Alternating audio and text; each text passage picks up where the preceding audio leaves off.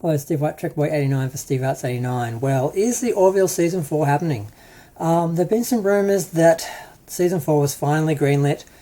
I don't think that's happened. I don't think there's any proof that's happened. But there appear to be some movement and some progress, which is kind of surprising. I thought it was done, and I was hoping it was done.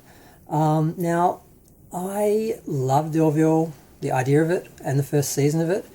But it felt very much like... I know it was sold as a parody, but we all knew Seth was going to take it seriously, and that was just sort of the way to sell it to the studios. But I did feel like it failed to live up to its potential, and it was a bit too much of a parody well, not so much a parody, more as a knockoff of Next Generation. It didn't seem to find its own voice and still fell back on those parody elements. It tried to take things seriously a few times, and they worked, but the rest of the time it just seemed to be like a knockoff Next Generation. It just didn't really work after a while. It initially was just so exciting to see this sort of universe, because we had been, dragged through the dregs with Discovery and the dark, cynical universe that vomits through. But this was something better, and every week was kind of amazing on one level, but it got old. I felt like I knew what I was going to see every week. There was nothing new, nothing interesting, and as much as I have issues with Discovery and all the new Trek shows, at least you don't quite know what you're going to get at any moment. It's never going to be Star Trek, but there's at least an attempt they're trying to do something different and trying to cater to lots of different people, which doesn't work for a Star Trek show, but has its own sort of positive elements, whereas just doing the same thing every week, exactly the same, copying something you've already watched 20 years ago for the last 20 years, doesn't really give anything much, unless you're stuck in the past and you just want to relive that thing over and over again, which is, I think, what some of the core audience of Orville is just Next Generation fans who don't want to move forward.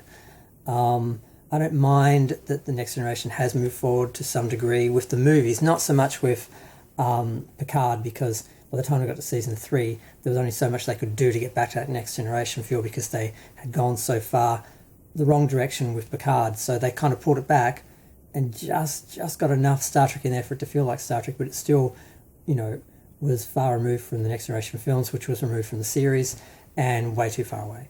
So I'll accept those criticisms of season 3, even though I still love it. But yeah, Orville, it's there's a lot of issues. Seth MacFarlane wants to keep control of the series, and there have been huge gaps between the seasons, and that's very difficult for the actors, the production team. I haven't done a lot of research into this. I don't know if they've torn down all the sets. There was some talk that they kept it all just in case, but I've also heard they have to rebuild it all or something, and then a lot of the actors have moved on, and trying to get them back, and to get them back with the promise that they're going to, have work again right away. It's going to go as a series, not, a couple of months of work every couple of years, because they do a season every couple of years. That's really not good for the actors, and that's basically what the studio wants. Apparently Paramount, I'm so used to talking about Star Trek. Apparently Disney wants to make this. They want to do, a proper series that runs continuously, that people can rely on actually having a season every year. They also want to do spin-offs, but unfortunately, probably the reason why Seth seems to be holding back on sort of just, if he gave up some control, the show would go forward and there wouldn't be any of those issues. But they want to go in the wrong direction, I think. They want to go back to more of a parody, what they bought. Because a parody basically is just making money off a show that fans don't take seriously anymore. You create a show, you make your own success from that show, but you make it on the back of the other show not being viewable anymore, and you're sort of degrading the original show to sort of create your show and your success. So he doesn't want to do that, and he doesn't want to do that with Star Trek. So although he sort of has and had to sort of do that a bit to sell it, and I think he felt like he did have to sell out a bit with a few things, he basically wants to hold on to it, and they want to go more in the area that they wanted in the first place, parody. They want to be very much action and, shoot 'em up and, spaceship battles and stuff like that. And he wants to be more like Star Trek, more about people, about issues. So there is that conflict where they need him to let go so they can make the show, and make money out of it, and get some frequency and some... Because, the serious fans will stay with it no matter what. But the casual fans, they're not going to wait 2 or 3 years for a different show or a different season of a show, and it's so different that's basically like another show, but it's not, and it's just a mess at this point. And part of that is because a lot of circumstances with companies selling and the you-know-what, and then the strikes and everything. But the other part of it is Seth just holding on. And if he would step away, they'd be free to produce the show more regularly, but they'd have more control and they'd be going in the direction he doesn't want to go in. So I don't know where that's going to go. A lot of people are very optimistic. I don't think he's going to let it go. I think artistically, he doesn't need the money, so he's going to care more about the artistic integrity of the show and what he wants it to be. But he might just give up, sell out and give it to them, and then boom, we'll have, Orville everything everywhere, and they'll make the same mistake they did with Star Trek in the 90s, and they'll produce too much, and they'll start to use it to sell different things and limit its availability, and blah, blah, blah, blah.